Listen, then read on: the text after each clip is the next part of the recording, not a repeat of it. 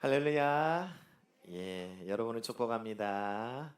우리 옆에 있는 분들과 인사 나누겠습니다. 한 주간 평안하셨습니까? 예수님의 이름으로 축복합니다. 자, 오늘 본문 말씀은요, 빌립보서 2장 13절인데요. 우리 한번 읽어볼까요? 자, 빌립보서 2장 13절 말씀입니다. 자, 한 절이니까요, 함께 읽도록 하겠습니다. 너희 안에서 행하시는 이는 하나님이시니 자기의 기쁘신 뜻을 위하여 너희에게 소원을 두고 행하게 하시나니. 아멘. 자, 여러분 한 주간 평안하셨습니까? 이제 봄이 오고 있습니다. 여러분 이제 오늘이 3월이죠. 예, 3월이니까 정말 세월 빨라요. 맞죠? 한 해가 시작된 지 엊그제 같은데 벌써 이제 3개월째 접어들고 있으니까 참 시간은 정말 빨리 흘러가는 것 같습니다. 자, 오늘은요, 여러분 주보에 이미 광고를 보신 분들은 아시겠지만 우리 행복 드림 축제가 4월 마지막 주에 있습니다. 그래서 2달 동안 우리가 으쌰으쌰 열심히 전도를 해 나가 보자라는 의미로 이제 행복 드림 축제 이제 선포식이 있는 이제 날인데요. 뭐 거창하게 막 빵빠레 막 울리고 막 폭죽 터트리고 막 앞에서 막 공연하고 그런 거 없습니다. 그냥 제가 말씀드리면서 자 이제 시작입니다. 그렇게 이제 들어가는 거예요. 자, 그래서 여러분 2달 동안의 이 여정을 우리가 이제 출발하는데 여러분에게 뭔가 또 도전이 될 수 있는 말씀을 준비해서 전해야 되겠다라는 생각이 있어서 기도하는 가운데 오늘 이제 주제 설교를 제가 준비하고 섰습니다. 오늘은요, 당신의 꿈은 무엇입니까? 라는 제목으로 함께 말씀을 나누겠습니다. 당신의 꿈은 무엇입니까? 뻔뻔. 예, 여러분은 꿈이 있습니까? 꿈이 있나요? 예, 꿈이 있는 분들은 축복합니다. 그 꿈대로 될 줄 믿습니다. 여러분, 한날은 제가요, 심심해서 AI를 가지고 좀 장난을 쳤어요. 예, 여러 가지 이제 궁금한 걸 물은 거죠. 이제 질문 중에 제가 궁금하더라고요. 전 세계 기독교 인구가 몇 명인지 궁금했어요. 그래서 물으니까 AI가 한 2억 4천에서 24억에서 26억 정도 기독교 인구를 얘기하더라고요. 근데 여러분 아시고 계신 분이 있으시겠지만 기독교 인구는요. 그 안에 우리가 지금 믿고 있는 개신교와 교회와 그리고 캐톨릭 그리고 동방종교 등등 포함해서 기독교 인구라고 통계를 내요. 세상 사람들이 그렇게 이제 통계를 내는 거예요. 그래서 이제 숫자가 이제 25 정도 된다라고 얘기하는데, 자, 그 안에 딱 개신교, 진짜 우리가 믿고 있는 정말 말씀을 바탕으로 해서 이제 믿고 있는 이 개신교 성도들은 몇 명인가? 라고 이제 물으니까 10억 정도, 10억, 11억 얘기하는데 10억 정도 된다라고 나오더라고요. 10억. 여러분 지금 세계 인구가 70억입니까? 80억, 70억 정도, 7, 80억 정도 되는데 여러분 그 중에 7분의 1이 여러분 이제 우리가 믿고 있는 신앙을 같이 믿고 있는 것이지요. 자, 그래서 또 궁금하더라고요. 개신교 이제 성도들이라면 그 안에 많은 교단들이 포함되어 있는 거예요. 맞죠? 이제 우리가 믿고 있는 이제 함께 포함되어 있는 장로교도 있을 것이고 침례교도 있을 것이고 또 이제 순복음 하나님의 성의 순복음도 있고 성결교 교단도 있고 그러니까 교단들을 말하는 거예요. 교단들도 있고 많습니다. 감리교단 정말 많습니다. 교단이. 그리고 장로교 안에도요. 여러분 제가 알고 있기로는 수십 개가 있다라고 들었어요. 그렇게 장로교가 이제 교단이 또 이제 많아져서 그래서 개신교 안에 교단들이 많은데 그 교단들의 성도 수가 또 궁금하더라고요. 왜 이런 궁금함을 가졌는지 모르겠지만 그래서 이제 제가 AI한테 물어봤어요. 그러니까 AI 버전이 여러 가지인데 제가 물어보니까 그러니까 개신교 교단 안에 장로교인 성도수 전 세계 장로교인 성도수는 얼마나 됩니까? 라고 물어보니까 1200만에서 2000만 명 사이에 왔다 갔다 이제 한다라는 그런 이제 대답을 AI가 하고요. 또 다른 AI한테 물어보니까 한 5천만 명 크게 잡아서 5천만 명 정도 된다 하더라고요. 전 세계 장로교 인구가 장로교인 수가. 근데 그러면서 똑같이 동일하게 한국의 전 세계의 장로교인의 3분의 1이 한국에 있다는 거예요. 그러면서 통계를 말하길 한국에 약 600만 명의 장로교인이 있다라고 하더라고요. 여러분, 한국은요 정말 특이해요. 전 세계적인 그 흐름을 안 갖고 따로 가고 있는 게 많아요. 이 교단도 마찬가지예요. 여러분, 전 세계에서 제일 큰 교단이 장로교가 아닙니다. 근데 한국이 제일 커요. 그것도 3분의 1의 장로교인이 한국에 있어요. 그리고 전 세계에서 제일 큰 교단들은 한국에서 작아요. 희한해. 자, 아무튼 전 세계에서 3분의 1의 장로교인이 한국에 있는데 그 숫자가 600만이라면 그럼 곱하기 3하면 한 1800만 명 정도 된다는 소리잖아요. 맞죠? 그래서 보니까 전 세계 통틀어 장로교인을 말할 때 아마 2천만 명으로 넉넉하게 잡으면 맞겠구나라는 생각이 들더라고요. 2천만 명. 장로교인 수는 2천만 명인 거예요. 근데 안타깝게도 그 수치 아래 이렇게 내용이 돼 있더라고요. 그런데 전 세계의 장로교인 수가 매년 3%씩 줄고 있다는 거예요. 우리나라도 마찬가지지만 다 전 세계적으로 장로교인 수가 3%씩 줄어들고 있어요. 이 안타까운 현실이에요. 자, 그래서 제가 이제 다른 교단도 이제 궁금하잖아요. 다른 교회단은 성도 수가 얼마나 되는지. 지금 전체 개신교 인구가 10억 정도 되는데 장로교인은 2천만 명밖에 안 되면 여러분 2%밖에 안 되는 거잖아요. 그럼 나머지 성도들은 어느 교단에 소속되어 있는가 이제 조사를 해봤지요. 근데 제일 큰 성도를 보유하고 있는 교단이 어디냐면 오순절 교단이에요. 오순절 교단. 그 안에 여러분이 순복음이라고 알고 있는 하나님의 성리가 들어가 있고요. 또한 이제 그러니까 기독교 성결교회 이제 그거하고는 좀 다른 개념의 성결교단이 또 있어요. 아무튼 그런 유의 오순절, 그러니까 성령을 강조하고 기도를 강조하고 등등 그런 막 믿음과 은사를 강조하고 있는 그러한 교단, 오순절 교단이 숫자가 성도 수가 무려 여러분 얼마나 되는지 아십니까? 와, 충격적이었어요. 무려 6억 5천만 명이에요. 6억 5천만 명. 장로교인의 30배, 약 30배예요. 와, 그래서 충격을 받았어요. 자, 그런데 그 밑에 이렇게 내용이 이제 더 있는데 이 숫자는요 계속해서 증가하고 있다는 거예요. 오순절 교단의 성도가 증가하는 그 속도가요 전 세계 인구 증가 속도 2.5배래요. 그리고 오순절 교단이 1970년 이후에 10배나 증가했고, 그리고 이렇게 추정하더라고요. 2050년에는 10억이 될 거라고 예상하더라고요. 그런 식으로 빠른 속도로 성장하고 있는 거예요. 근데 우리는 그걸 체감하지 못해요. 왜냐하면 한국은 장로교가 이제 강하니까요. 그리고 순복음이나 이런 오순절 교단 계통의 교단은 좀 약한 느낌이 있거든요. 근데 제가 그래서 궁금해가지고 오순절 교단 순복음 교회에 있는 목사님한테 좀 물어봤어요. 아니 순복음 교회가 한때는 확 조영기 목사님 주축을 해가 한때는 확 성장했는데 지금은 좀 주춤한 것 같습니다라고 물어보니까 이유를 얘기하더라고요. 하도 다른 교단에서 막 이단 시비 걸고 너무 성령 얘기하고 막 그렇게 막 해가지고 지금은 그렇게 안 한대요. 막 기도 불 이렇게 안 한대요. 지금은 장로교단보다 더 보수적으로 가고 있대요. 동력을 잃어버린 거예요. 근데 전 세계적으로 지금 강력하게 불같이 일어나고 있는 교단이 오순절 교단이에요. 오순절 교단인 거예요. 자, 제가 왜 이 얘기를 이제 처음에 하고 있냐면요. 자, 보십시오, 여러분. 장로교는 점점 3%씩 줄어들어가고 있는데 왜 오순절 교단은 그렇게 급성장하고 있을까? 비교가 안 될 정도로 말이죠. 그거는요, 여러분, 교회 정치의 문제가 아닙니다. 교회 안에 어떻게 그 교회를 운영하는 정치의 문제가 아니라고요. 제가 볼 때는 신학의 차이인 것 같아요. 저는요, 두 세계를 다 경험해 본 사람이에요. 침례 교단에 있었지만 침례 교단 안에 오순절 교단이 추구하는 신앙을 가지고 있는 목회자들이 많습니다. 그래서 두 세계를 다 경험해 봤어요. 그래서 여러분, 저는 물론 개인적인 주관일 수도 있지만 분명하게 말씀드릴 수 있어요.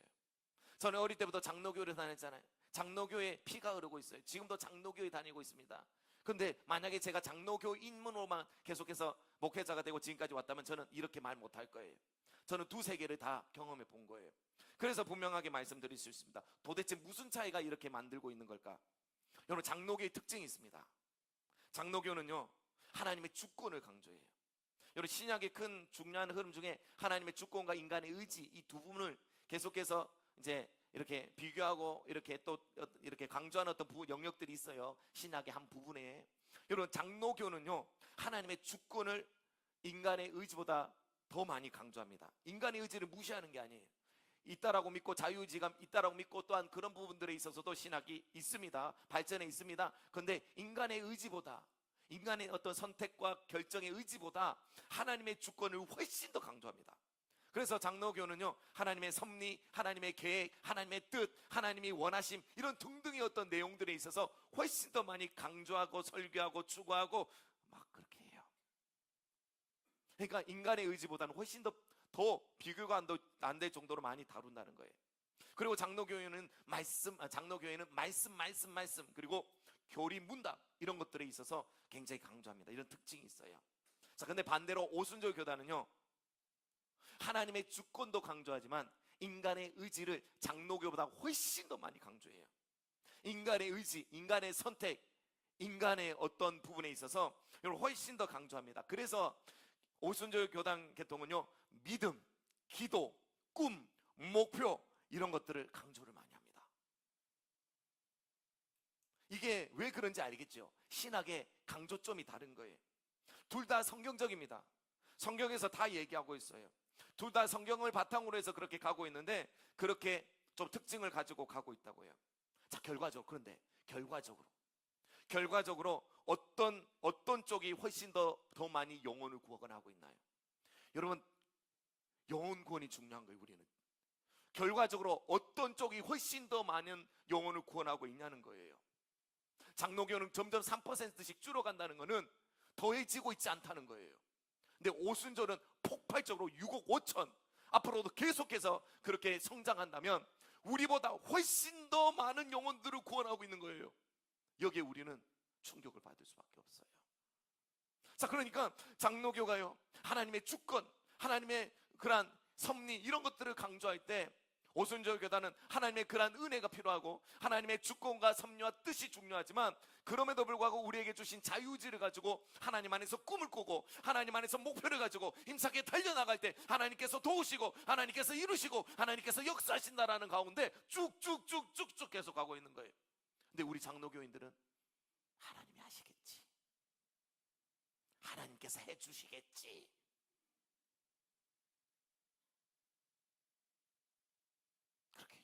그렇게 하는 차이들이 있는 거예요. 여러분, 그리고요, 제가 볼 때, 객관적으로 볼 때 우리 장로교보다 오순절 교단 쪽이 훨씬 더 성경적인 것 같아요. 이게 무슨 말이냐면요, 여러분, 복음서에서 나오는 예수님의 그 사역은 예수님이 우리에게 그냥 보여주신 게 아니에요. 이것이 너희들의 삶이야. 나의 제자는 나의 하는 일을 그도 할 것이다. 너희들은 나의 삶을 재현해야 된다. 그게 사도행전에 그대로 이루어지잖아요. 제자들의 삶을 보십시오. 예수님의 삶의 재현이에요. 복음서와 사도행전의 삶을 보십시오. 그 삶을 보고 여러분, 교단에 어떤 일어나고 있는 일들을 보세요. 여러분, 장로교회 안에도 그런 일이 없다는 말이 아니에요. 있어요. 근데 장로보다 훨씬 더 오순절 교단에 그런 역사들이 많이 일어나고 있어요. 그런데 우리는 거기에서 아직까지 뭔가를 깨닫지 못하고 있는 부분이 있는 거예요. 여러분 보십시오. 떡볶이집 두 개가 있어요. 한 집은 파리만 날리고 장사가 안 돼요.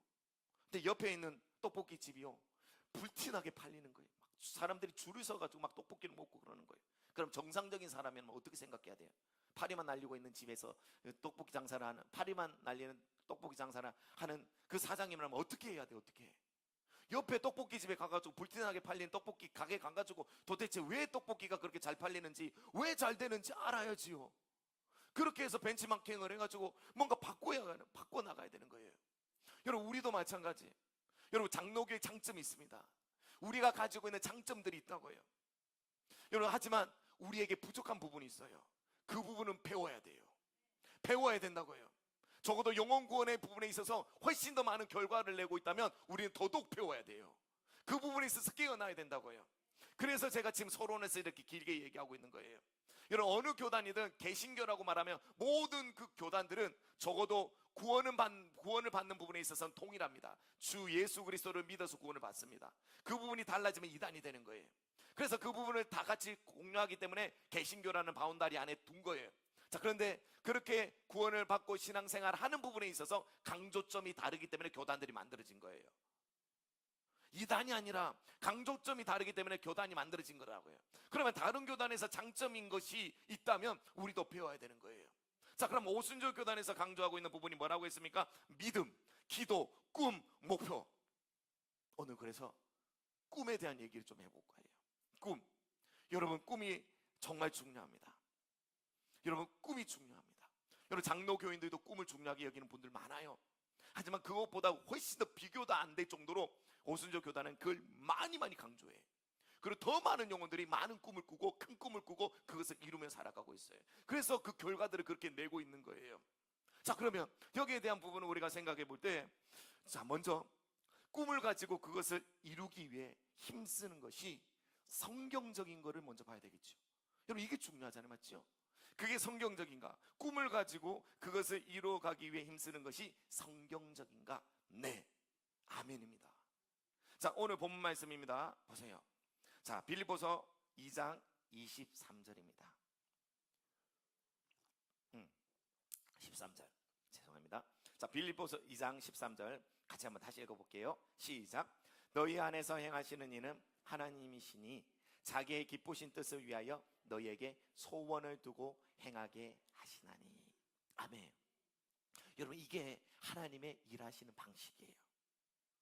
여러분, 하나님께서는요 먼저 우리 속에 소원을 두신대요. 소원을 주신대요. 그게 꿈이고 그게 비전이고 그게 목표지요. 그리고 우리가 그 소원을 갖다 이루길 원하여 간절히 바라고 구하고 기도하고 순종하며 나아가는 과정 속에 그것을 이루게 하신다는 말씀인 거예요. 여러분, 이것이 하나님의 일하시는 방식입니다.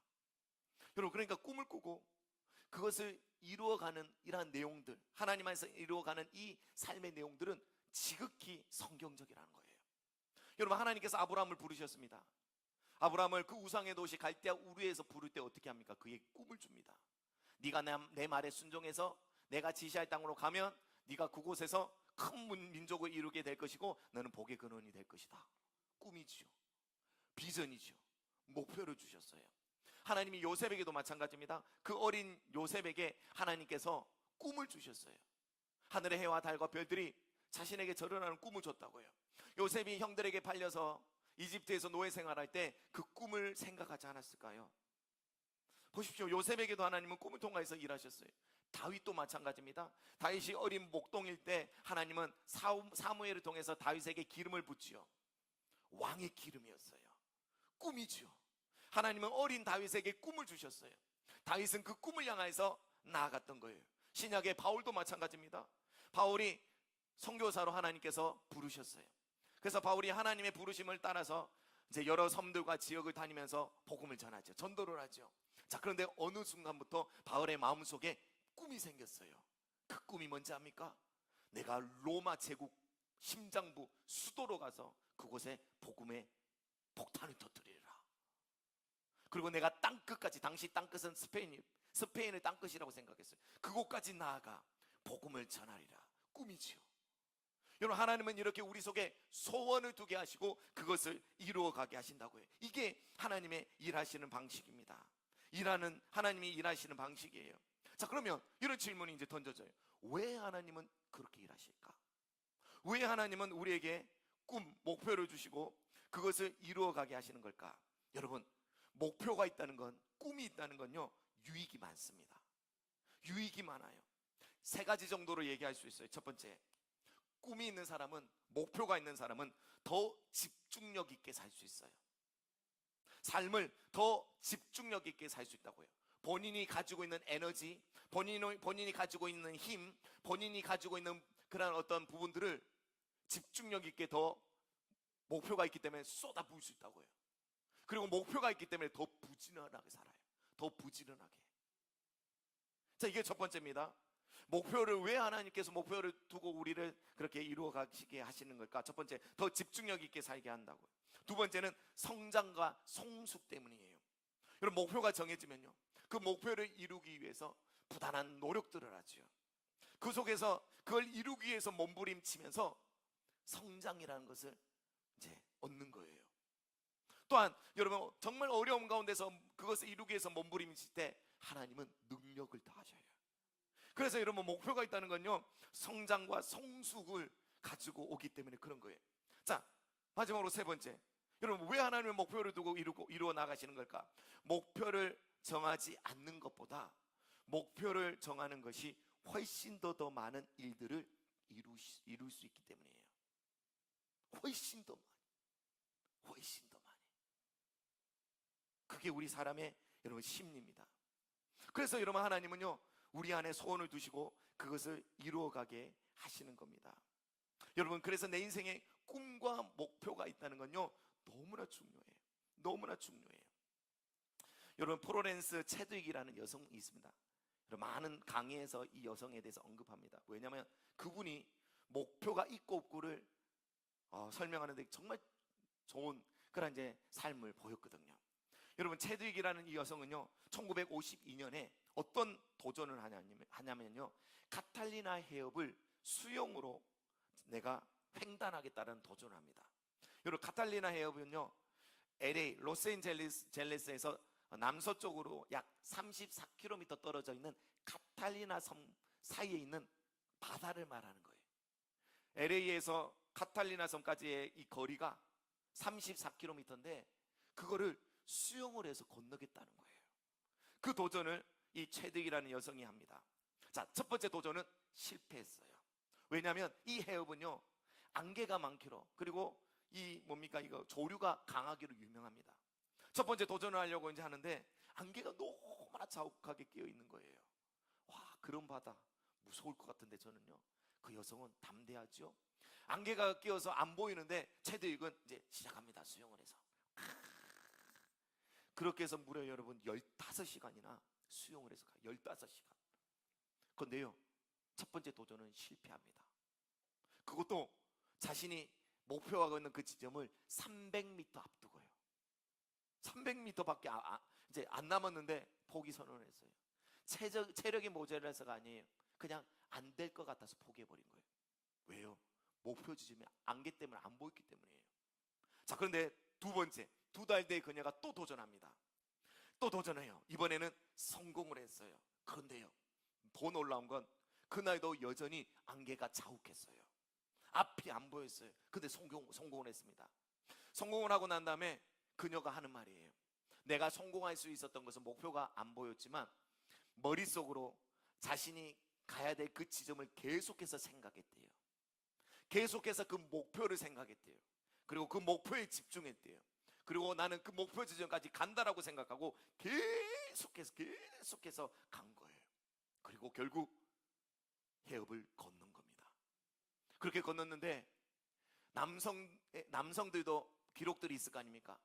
지금까지 남성들이 낸 기록보다 무려 2시간이나 단축했어요. 여러분, 목표가 얼마나 중요한지, 우리의 삶 가운데 꿈이 있고 없고가 얼마나 중요한지를 말해주는 예입니다. 여러분, 유명한 첼리스트 파블로 카잘스라는 분이 계세요. 20세기의 정말 위대한 첼리스트예요. 이렇게죠. 첼로는 첼리스트예요. 근데요, 이분이 정말 더 유명한 거는요, 그분은 95세의 고령의 나이임에도 불구하고 매일 3시간씩 연습했대요. 95세인데도 불구하고 3시간씩 첼로 연습을 했다고요. 그래서요, 이 사실을 안 한 기자가 이제 물었어요. 카잘스에게 물었어요. 당신은 지금 고령의 나이인데도 불구하고 이제는 또 세계 정상에 올라 있는데 이제는 연습을 좀 안 해도 되지 않겠습니까? 라고 물었을 때 카잘스가 이렇게 대답했습니다. 왜냐하면 내 연주 실력이 아직도 조금씩 향상되고 있기 때문이야. 그렇게 말했어요. 여러분, 사람은요, 나이가 들면 외모는 노화되지만 그가 가지고 있는 근육은 쓰면 쓸수록 더욱더 발전한다는 걸 볼 수 있어요. 머리도 마찬가지예요. 쓰면 쓸수록 계속해서 나이가 들어도 발전합니다.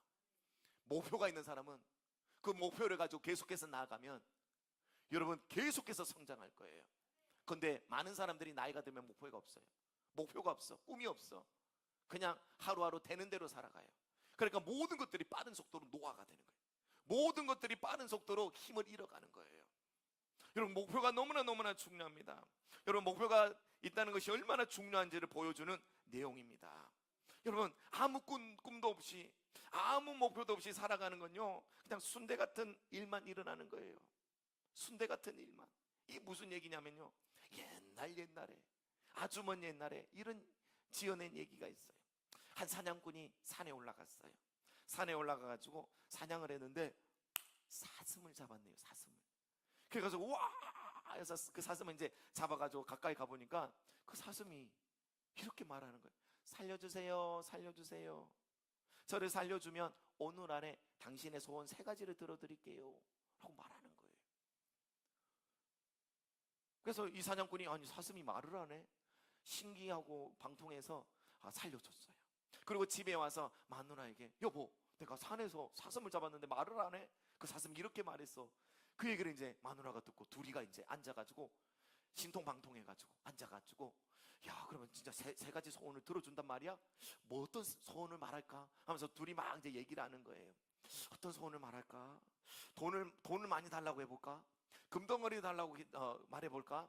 아니면 대골과 같은 이 산속에 대골 같은 집을 지어달라고 얘기할까? 아니면 이 나라에 임금이 되게 해달라고 할까? 막 고민하고 있는데 이제 점심때가 좀 지난 거예요.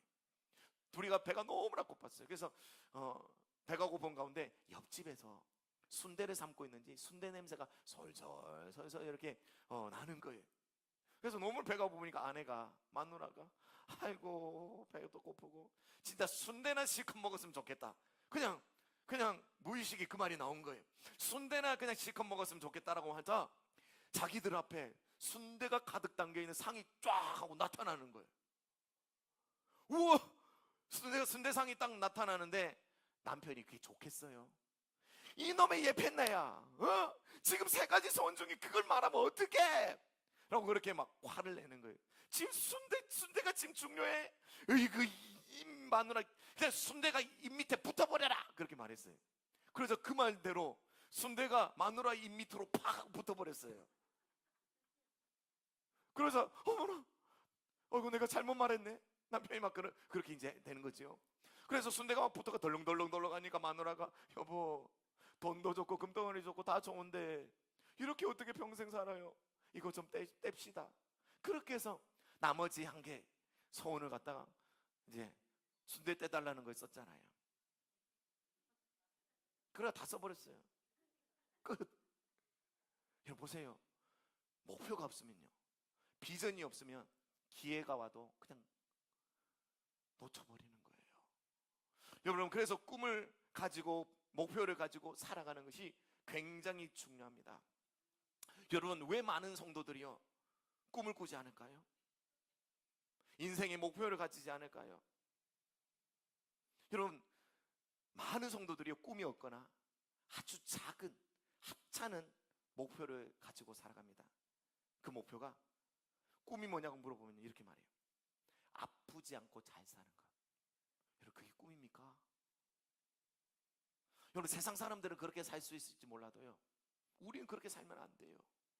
여러분, 아프지 않고 잘 사는 게 꿈이에요? 물론 이 땅에서 아프지 않고 잘 사는 게 꿈이 그것도 중요하죠. 그게 중요하지 않다라는 얘기를 하는 게 아니라 적어도 여러분 한 번 사는 인생 가운데 꿈이라고 말한다면 그런 얘기를 하면 안 되잖아요. 정말 여러분이 있는 힘을 다해서 열정을 다해서 이룰 목표를 얘기해야 되는데 아프지 않고 잘 사는 것, 여러분 그건 꿈이 될 수가 없는 거예요. 여러분, 이처럼 왜 많은 사람들이 꿈을 꾸지 않을까? 꿈을 꾸지 않을까? 여러분, 하나님을 믿고 하나님을 알고는 있지만 자기가 볼 때 현실적으로 이루어지지 않을 것 같아서가 아닐까요? 많은 사람들이 현실 때문에 꿈을 꾸지 않는 거예요. 나는 학벌도 없고 나는 능력도 없고 그렇다고 돈도 없고 별 볼 일 없는데 내게 무슨 꿈, 무슨 목표, 그런 거예요. 여러분, 그런 분들에게 제가 묻고 싶습니다. 여러분은 정말로 하나님을 믿고 있습니까?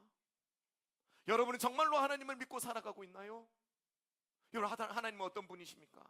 하나님은 전능하신 하나님이십니다. 전능하신 하나님이 우리를 사랑하여서 자신의 모든 것을 주셨어요. 모든 것을 주셨어요. 그리고 그 전능하신 하나님이 나와 함께 하십니다. 자, 나는 비록 약하고 부족해요. 나는 없을 수도 있어요. 직분도 없을 수 있습니다. 그러나 하나님이 함께 하시면 불가능이 없습니다. 여러분, 하나님이 함께 하실 것입니다. 하나님이 이루실 것입니다. 여러분, 하나님 안에는요 다 있어요. 지혜도 있고 능력도 있고 부도 있고 다 있다고요. 하나님은 필요한 모든 인력도 다 있어요. 여러분, 우리가 함께 할 때 하나님은 다 동원해 주실 거예요. 다 동원해 주실 거예요. 하나님은 우리에게 말씀하십니다. 걱정하지 말고 다 해봐. 걱정하지 말고 다 해봐. 여러분, 이게 하나님의 마음이에요. 우리 장로교인들은 그걸 잘 안 받아들이기 쉽진 않을걸요. 걱정하지 말고 다 해봐라 이러면 딱 생각하는 게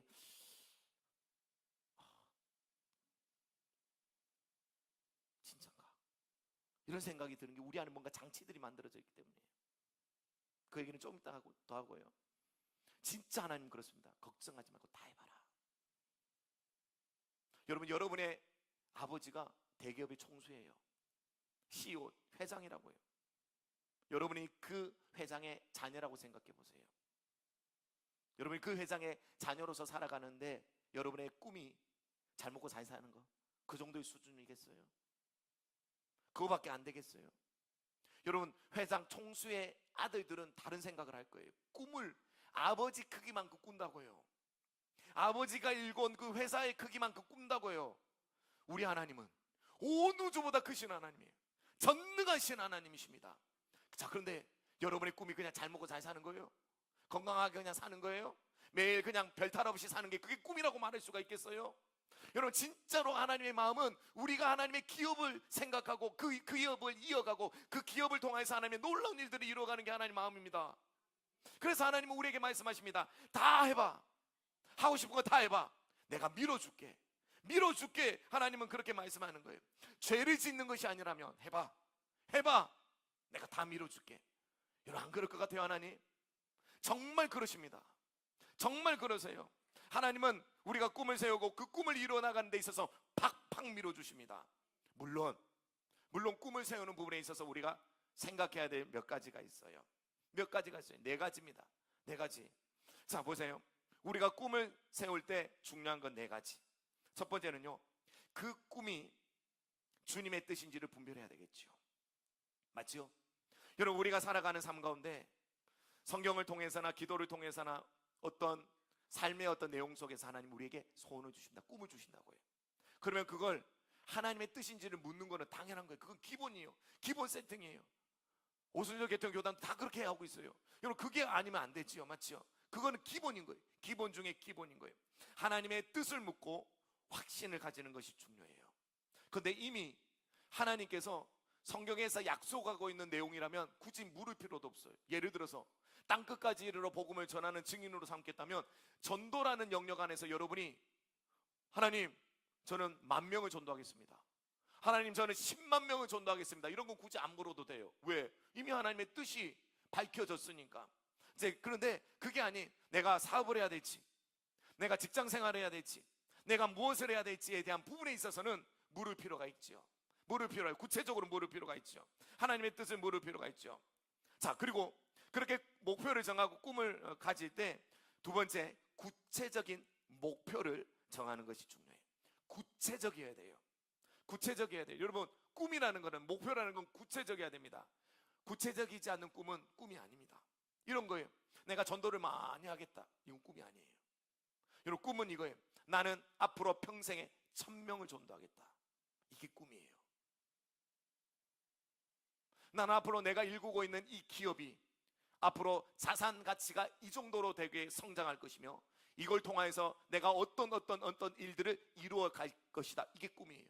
단순히 나중에 우리 회사가 잘 되는 거 꿈이다. 이건 꿈 아니에요. 꿈은 구체적이어야 돼요. 단기 장기로 구체적으로 세야 돼요.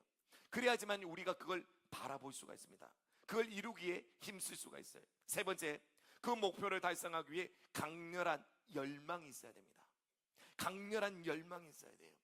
그 꿈을 이루기 위해서 기도하고, 기도 가운데 주신 음성에 순종하고, 그리고 그 꿈을 이루기 위한 대가를 지불하는 거예요. 꿈을 이루기 위해서는 대가가 필요합니다. 그 대가를 이루기 위해서 포기하지 않고 계속해서 지불하는 거예요. 꿈을 이뤄가는 가운데 잘 안 되면 왜 안 될까? 그리고 어떻게 하면 이룰 수 있을지를 끊임없이 고민해야 되는, 끊임없이 계속해서 그렇게 하는 가운데 조금씩 빠지직 하면서 성장이라는 게 이루어지고 결국 그 꿈을 향해서 더욱더 가까이 나아갈 수가 있는 거예요. 자, 보십시오. 이 세 가지, 그리고 마지막 한 가지, 믿음을 가십시오. 믿음을 가지십시오. 하나님을 믿고 하나님이 이루실 것을 여러분 믿으시길 바랍니다. 그러면 꿈은 이루어집니다. 이 네 가지를 순간 중국말인 줄 알았네요. 예, 샬라샬라. 자, 좋습니다. 여러분 이 네 가지를 기억하고, 그리고 꿈을 세우고 구체적으로 세우고, 그리고 열정적으로 그것을 이루기 위해서 몸부림치고, 그리고 하나님께서 도우시고 함께 하신다는 걸 믿고 여러분 나아가는 거예요. 꿈은 이루어져요. 자, 그 다음 구절 들어볼까요? 예레미야 33장 2절 3절. 자, 보십시오. 9절. 자, 예레미야 33장 2절 3절입니다. 자, 같이 한번 읽어볼까요? 시작. 이 일을 행하시는 여호와, 그것을 만들며 성취하시는 여호와, 그 이름을 여호와란 자가 이와 같이 이르시도다. 너는 내게 부르짖으라. 내가 내게 응답하겠고 내가 알지 못하는 크고 은밀한 일을 내게 보이리라. 아멘. 여러분, 하나님은 일을 행하시는 분이에요. 그리고 그것을 지어 성취하시는 분이십니다. 전능하신 하나님이에요. 그 하나님께서 말씀하십니다. 너는 내게 부르짖어라. 내가 너에게 응답해 줄 거예요. 네가 알지 못하는 크고 은밀한 일을 내가 너에게 보여줄게. 기도해 라고 하시는 거예요. 자, 그 다음 에베소서 3장 20절. 자, 같이 읽어봅시다. 시작. 우리 가운데서 역사하시는 능력대로 우리가 구하거나 생각하는 모든 것에 더 넘치도록 능히 하실 이에게. 아멘. 여러분 보십시오. 우리가 생각하는 모든 것에 더 넘치도록 능히 하실 이에게. 여러분 무엇을 생각하고 있나요? 무엇을 꿈꾸고 있나요? 하나님은 그것을 넘치도록 이루어 주실 것입니다. 마가복음 9장 23절 같이 읽어봅시다. 시작. 예수께서 이르시되 할 수 있거든이 무슨 말이냐? 믿는 자에게는 능히 하지 못할 일이 없느니라. 아멘. 여러분 우리에게는 불가능이 없습니다. 하나님에게 불가능이 있습니까? 없어요. 그처럼 우리에게도 불가능이 없습니다. 자, 마지막으로 고린도후서 1장 20절입니다. 자, 같이 읽어봅시다. 시작.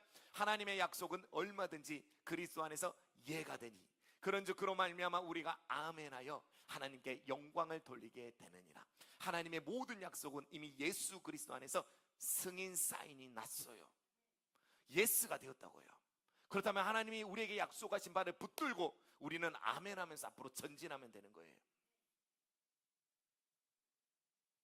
라인하르트 폰케 그 목사님이 말씀하신 것처럼 이미 파란색 불이 켜졌어요.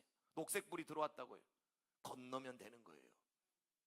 하나님이 여러분의 약속하신 것이 있다면, 약속하신 말씀을 여러분이 붙들었다면 이미 예스인 거예요. 여러분 그대로 여러분의 삶 가운데 될 줄 믿습니다.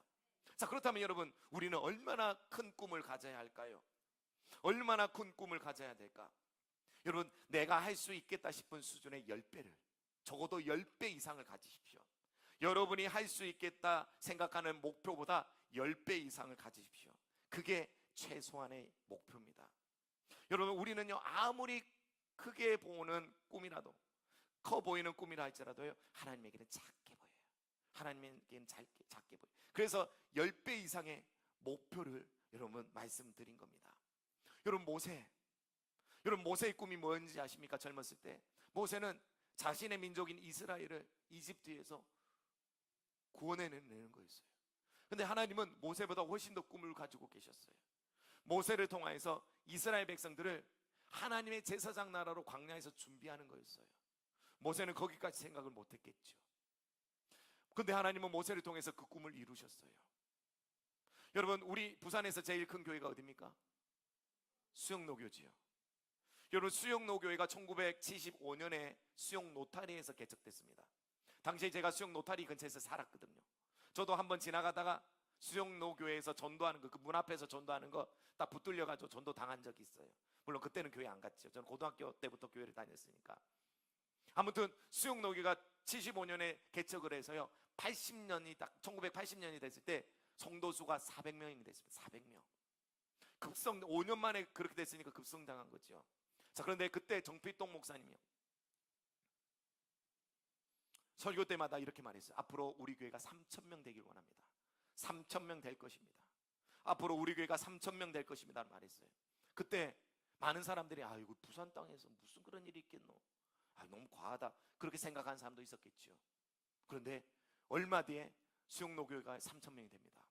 그리고 정필동 목사님 은퇴할 때 3만 명까지 됐어요.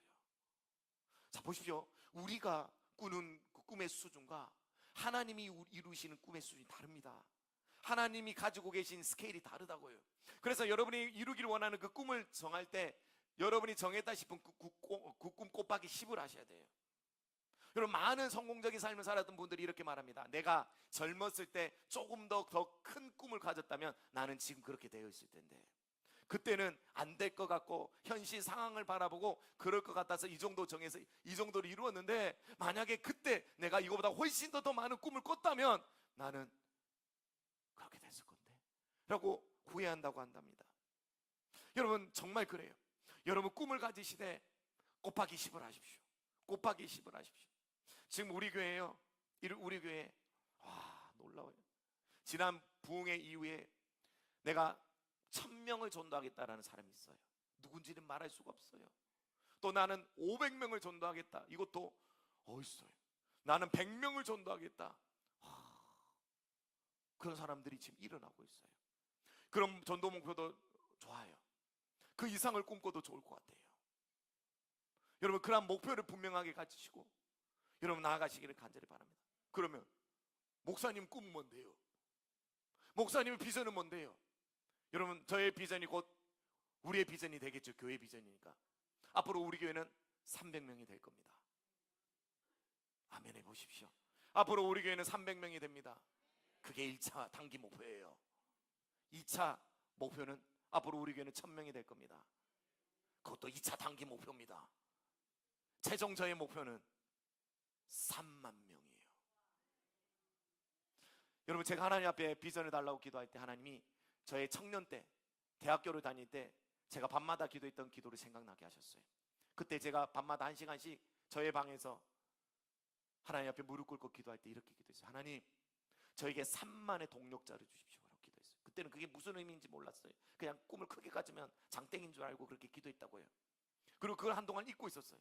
목회하는 가운데 잊고 살았다고요. 근데 얼마 전에 제가 꿈에 대해서, 비전에 대해서 더욱더 분명히 하기 위해서 기도하는데 하나님께서 그걸 생각나게 하셨어요. 3만 명!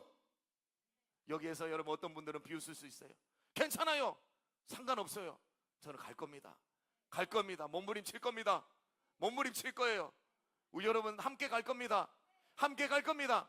그렇다면 여러분의 꿈은 뭡니까? 여러분의 꿈은 뭔가요? 전도도 중요하고요. 전도를 그 이루기 위해서 여러분에게 하나님은 각자에게 사명과 소명을 주셨을 거예요. 그걸 물으시고 각자의 영역에서 그 꿈을 이뤄가시기 바랍니다. 물론 그 꿈을 이뤄가는데 가장 중요한 건 영혼 구원이겠죠. 각자의 삶의 영역에서 그것을 이루어가십시오. 구체적으로 세우고요, 구체적으로 몸부림치고요, 구체적으로 이렇게 나아가실 때 그게 이루어질 거예요. 보십시오. 오늘 설교대로 여러분 정말 그렇게 산 분들은 그렇게 될 거예요. 10년 뒤에, 20년 뒤에 정말 그렇게 되었습니다라고 저한테 와가지고 고백하는 사람이 있을 겁니다. 그리고 어떤 사람은 그때 같이 그렇게 꿈꾸자 할 때 꿈꿀 걸. 그리고 어떤 사람은 이런 사람도 있을 거예요. 목사님이 그때 말했을 때 조금 더 큰 꿈을 가질 걸요. 야, 그때는요 제가 안 될 줄 알았어요. 정말 내가 아무것도 쥐뿔도 가진 것이 없어서 현실을 바라고 하나님 바라보는 게 아니라 현실을 바라보고 제가 꿈을 꾸지 않았어요. 그리고 꿈을 꿔도 너무나 작게 가졌어요. 너무 후회되네요. 그런 일이 없길 바랍니다. 저와 함께 정말 10년 뒤에, 20년 뒤에 함께 웃을 수 있었으면 좋겠어요. 목사님, 꿈을 이뤘어요. 하나님께서 꿈을 이루어 주셨어요. 그리고 나이가 70이 됐는데도 목사님 그거 알아요? 뭔데요? 저 아직 끝나지 않았어요. 하나님께서 이 땅에서의 삶을 얼마나 저에게 더 주실지 모르겠지만 저는 또 다른 꿈을 세웁니다. 또 다른 꿈을 꿉니다. 저는 지쳐 포기하지 않습니다. 끝까지 그것을 이루어 나갈 거예요. 그런 마음으로 나아갈 때 여러분, 하나님 건강도 허락하시고 필요한 물질도 허락하시고 능력도 허락하시고 다 주실 줄 믿습니다. 그러한 삶 되기를 간절히 바랍니다. 우리 주신 말씀을 생각하면서 찬양 한번 부르고 우리 기도했으면 좋겠습니다.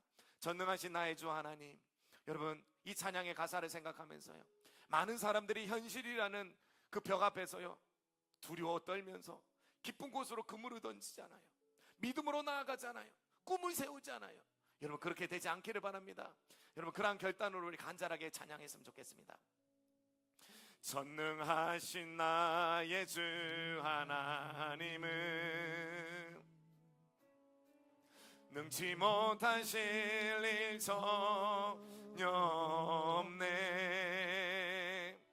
우리의 모든 간구도 우리의 모든 생각도 우리의 모든 꿈과 모든 소망도 아멘.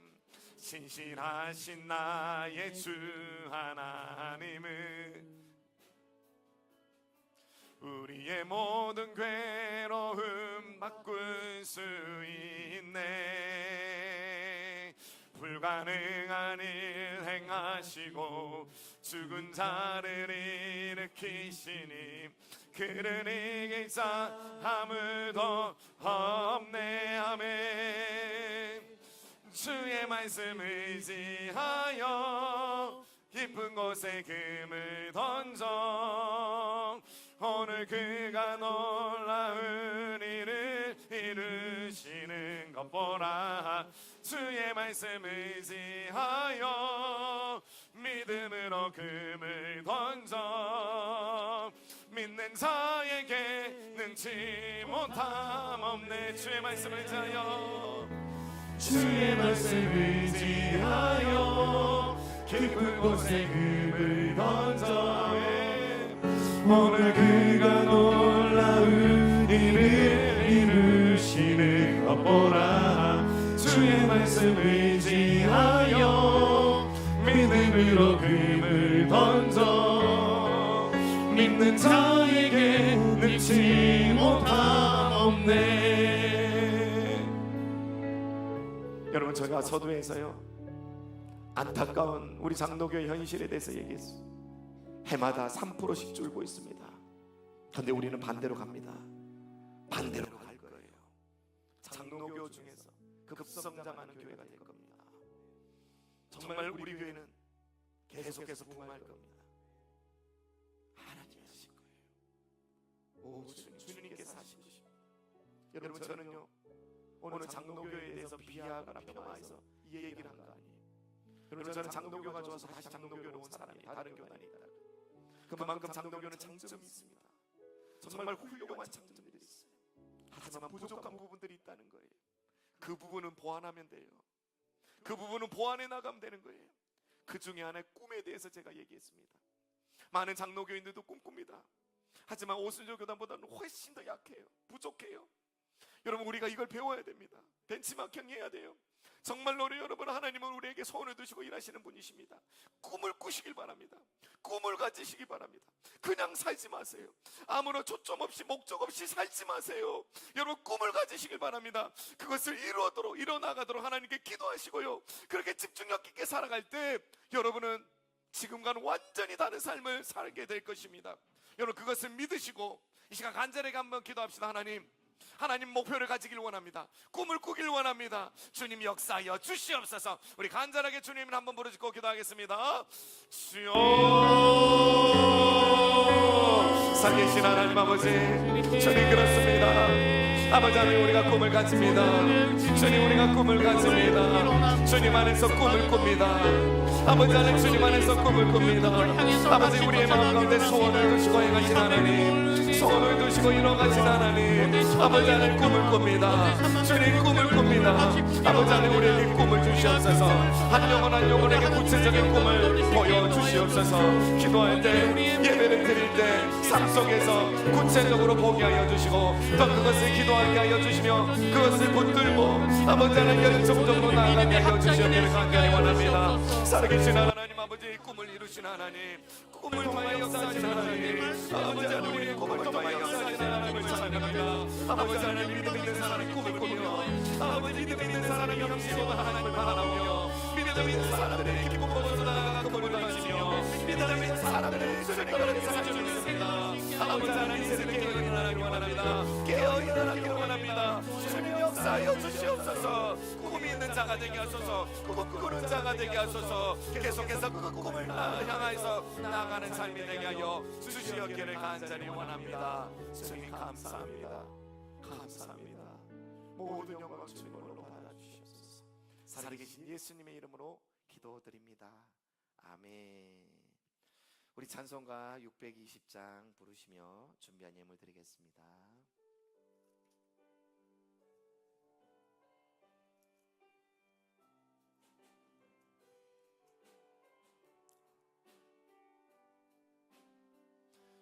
여기에 모이느리 주의 은총 받은 자여라. 주께서 이 자리에 함께 계심을 아노라. 언제나 주님만을 찬양하며 따라가리니 시험을 당한 때도